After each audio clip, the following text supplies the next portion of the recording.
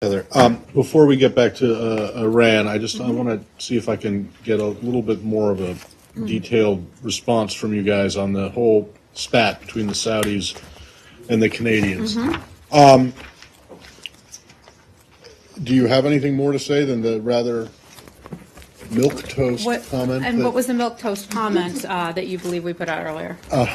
Just that they're both close partners, and that you're going to refer any questions about this actual dispute to the two foreign ministries. No, I have a little bit more for you on that. Thank you so much for asking. We've talked about this type of issue before. I think the last time we briefed, you and I addressed this very issue and concerns about Saudi Arabia.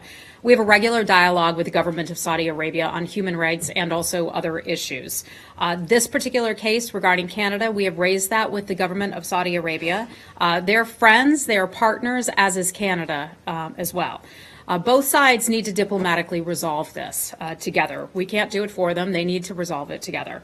The United States has respect for international recognized freedoms and also individual liberty. That certainly has not changed. And that's basically where we stand today. Right. But, I mean,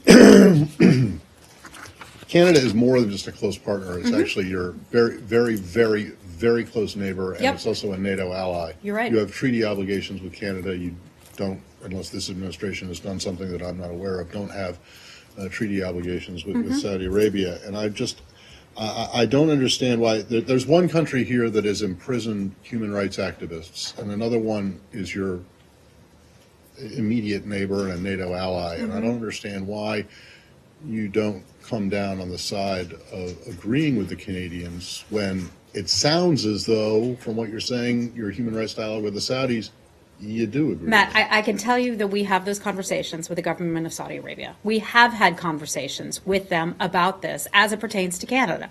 But we would encourage both governments to work out their issues together. It's a diplomatic issue. Saudi Arabia and Canada can certainly stand to work it out together. We would encourage the government of Saudi Arabia overall to address and respect due process and also publicize information on some of its legal cases. Do you think the Saudis overreacted to this? Matt, I'm not going to characterize it. I could just tell you we have discussed it with the government of Saudi Arabia, and it's up for Saudi Arabia and the Canadians to work this matter out. Okay? Hi, Leslie. Hi. Yesterday in the statement, you said that the U.S. had asked for additional information on several activists. Are they the same activists that Canada is raising an issue with? I'm not sure which activists Canada is asking about in particular. I can just tell you we've asked the government of Saudi Arabia for additional information on several activists. I believe it's the activists, the same one, the blogger and his wife. Okay. I'm just not aware of which ones they in particular asked about. I can tell you that we have raised those cases with the government. Have you received any information from the Saudis? I think I'm going to be able, the information I just provided you is what I'm going to be able to provide you, nothing beyond that.